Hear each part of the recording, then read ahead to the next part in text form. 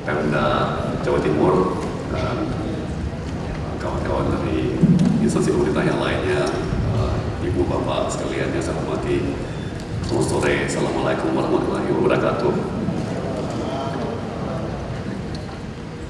Ini mungkin konferensi yang paling unik yang pernah saya diundang untuk bicara. Terus terang, kalau ceramah perekonomian kan udah biasa, ya kan, pasti ngomong mengenai makro, kurs perdagangan dan sebagainya, perindustrian, bisnis dan sebagainya. Tapi Creative City ini pertama dan sangat unik bagi saya. Pertama saya juga mau mengambil kesempatan ini untuk mengucapkan selamat hari ulang tahun kepada Kota Malang, 102 tahun. Luar biasa. Dan memang saya sudah mendengar bahwa Kota Malang ini luar biasa, kalangan mudanya dan kalangan kreatif, dan sekarang dengan teknologi global, teknologi terbaru juga di kreatif digital. Ibu bapak sekalian, mungkin sore ini saya nggak terlalu kepanjangan, tapi mungkin saya sharing beberapa hal saja. Ya, karena juga saya di perdagangan, ya saya harus ngomong perdagangan. Tentunya, tapi kebetulan ini sangat relevan sekali kepada kota kreatif. Sebetulnya, pertama begini, saya selalu masih terheran-heran dan geleng-geleng kepala. Ini Pak Presiden, Pak Jokowi, beliau itu cara berpikirnya sangat modern, sangat lihat ke depan, dan saya benar-benar bisa merasakan bahwa ini benar-benar era baru, ya. Dan Pak Triawan bisa konfirmasi di sidang kabinet, ya, berapa kali beliau menghimbau, bahkan boleh bilang bentak-bentak kita untuk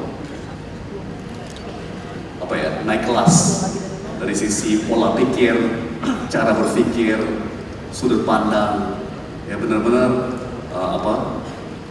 beliau sangat mendorong untuk kita meninggalkan cara-cara berpikir, pola pikir abad ke-20 dan benar-benar masuk ke abad ke-21. Ya. Jadi saya pun sebagai Menteri Perdagangan tentunya terdorong untuk mengikuti pola pikir demikian. Ya. Dan misalnya dalam tugas saya untuk menegosiasi free trade agreement, yang perjanjian perdagangan dengan negara-negara mitra dagang kita, itu pun juga saya harus berpikir beda sekali dengan sebelumnya. Ya. Misalnya begini, Bapak Ibu sekalian, di masa lalu negosiasi perjanjian perdagangan itu selalu berantem. Sebenarnya semua negosiasi juga berantem, ya, tapi dulu berantemnya itu ya masalah manufaktur, ada masalah tarif barang, ya, tarif otomotif. Oke, kita akan turunkan tarif otomotif segini, tapi kalian harus turunkan tarif mebel segini, ya kan? Berantemnya soal market access untuk produk-produk agrikultur. Oke, mereka mungkin lepas larangan-larangan terhadap buah-buahan kita, ya kan, mereka membuka pasar untuk kita boleh masuk buah, tapi kita harus membuka diri untuk mereka punya ekspor di misalnya susu dan dairy, ya kan, keju segala. Lucu memang negosiasi dagang tuh begitu, ya. Nah, cuman sekarang di abad ke-21 itu sekarang mulai beda sekali dengan sebelumnya, ya. Dan apa perbedaannya? Saya tekankan mungkin dua saja, ya, saya sebut dua saja. Pertama, di abad ke-21 itu perdagangan itu semakin masuk ke sektor jasa, bukan lagi perdagangan barang, ya. Dan ini juga suatu perspektif yang mungkin kita mesti naik kelas, ya. Kita mesti upgrading. Misalnya, Kementerian Perdagangan sekarang pun juga masih setiap bulan menerbitkan data neraca perdagangan, itu hanya perdagangan barang, bukan perdagangan barang dan jasa, ya. Padahal sebetulnya dengan berkembangnya perekonomian, masyarakat itu semakin ke sektor jasa. Ya, sekarang Indonesia diperkirakan sudah separuh dari perekonomian kita di sektor jasa. Negara-negara maju, Amerika atau Eropa itu sampai 75%, 85% sampai ada yang 90% sektor jasa. Bukan lagi pertanian, bukan lagi manufaktur. Ya.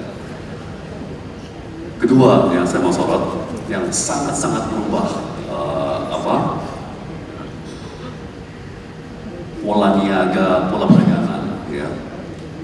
Tadi yang pertama pergeseran dari perniagaan barang kepada perniagaan jasa. Ya. Kedua itu digital. Digital itu revolusioner, sampai boleh dibilang ada istilah ini revolusi industri keempat. Ya, ini begitu fundamental perubahannya, totalitas daripada perekonomian berubah sama sekali dengan smartphone, aplikasi mobile, dan tadi pagi Pak Triawan cerita ada hackathon juga di Malang di mana orang berlomba-lomba bikin aplikasi mobile. Nah tentunya begitu sektor jasa ketemu dengan revolusi digital, itu konsekuensinya juga sangat dahsyat. Karena jasa itu bisa dikirim atau dipesan atau dibeli melalui internet, ya kan? Sekarang pun juga misalnya pendidikan. Ya sebelum aplikasi mobile sebagainya pun juga udah ada orang kasih kursus bahasa Inggris lewat Skype. Ya kan guru bahasa Inggris di Eropa ya kan memberikan kursus bahasa Inggris kepada seseorang di Asia ya kan melalui Skype dan Skype video. Ya. Tapi segala macam jasa, desain, grafik, ilustrasi itu kan semua bisa diperjualbelikan melalui internet. Ya, jadi ini revolusi ganda, double revolution. Pertama, dengan berkembangnya ekonomi, ya kan, banyak kegiatan ekonomi pindah atau yang bertumbuh itu justru sektor jasa. Kedua, sektor jasa itu sangat rawan untuk bisa diperjualbelikan melalui internet. Ya. Ditambah lagi proses jual belinya atau proses penciptaan daripada ilustrasi atau jasa itu dikemas melalui aplikasi yang sangat user friendly, luar biasa. 2 minggu lalu saya berkunjung ke Australia. Ya, kami lagi mencoba menegosiasi suatu trade agreement dengan Australia. Ya. Dan syukur mereka juga baru reshuffle kabinet. Ada menteri perdagangan baru, juga masih sangat muda, Steve Chu. Nah, berunding pertama tentunya mulainya dengan masalah-masalah yang lama, ya kan, berantem soal produk agrikultur, ya kan, mereka mau ekspor lebih banyak sapi, kita mau ekspor lebih banyak buah-buahan, ya kan, terus berantem soal tarif. Tapi lama-lama situasi lebih cair, suasana lebih cair, mulai ngomong, ya kan, ya sebetulnya kita defisit sekali dengan Australia di bidang pendidikan, ya kan? Kita keluar uang setiap tahun mungkin miliaran dolar, mahasiswa kita ke luar negeri mencari S1 di luar negeri, ya. Ke Inggris, ke Australia, ke Amerika, tapi destinasi nomor 1 by far itu Australia, ya. Tentunya universitas seperti Monash atau Royal Melbourne, ya. Jadi, sekali lagi, biasanya dalam neraca dagang itu nggak masuk tuh. Kita nggak menyorot itu karena kita cuma mempublikasikan setiap bulan neraca dagang barang. Ya, tapi kalau kita mulai perhatikan neraca dagang jasa, ya, kita sebenarnya defisit sekali di pendidikan. Ya. Nah, bayangkan kalau umpamanya Universitas Australia itu boleh masuk ke Indonesia. Kan mahasiswa kita nggak usah jauh-jauh lagi, ya, nggak usah pergi jauh-jauh. Bayar uang sekolahnya juga nggak usah pakai dolar atau devisa, juga hemat ongkos hidup dan malah menciptakan kegiatan ekonomis di sini, bukan di sana. Ya sementara ini masih dilarang, ya, tapi contoh lagi, saingan kita Malaysia memperbolehkan, dan apa yang terjadi? Monash University buka kampus di Malaysia. Ya, akhirnya apa? Oke, sebagian dari mahasiswa kita tidak lagi ke Australia, memang hemat, tapi Tapi akhirnya yang menerima keuntungannya siapa? Malaysia. Jadi maksud kita tidak lagi ke Monash University di Melbourne, tapi ke Monash University di KL, jadi di Malaysia. Akhirnya tetap bayar dolar, tetap ongkos hidupnya devisa, tapi yang benefit yang menerima manfaatnya adalah Malaysia.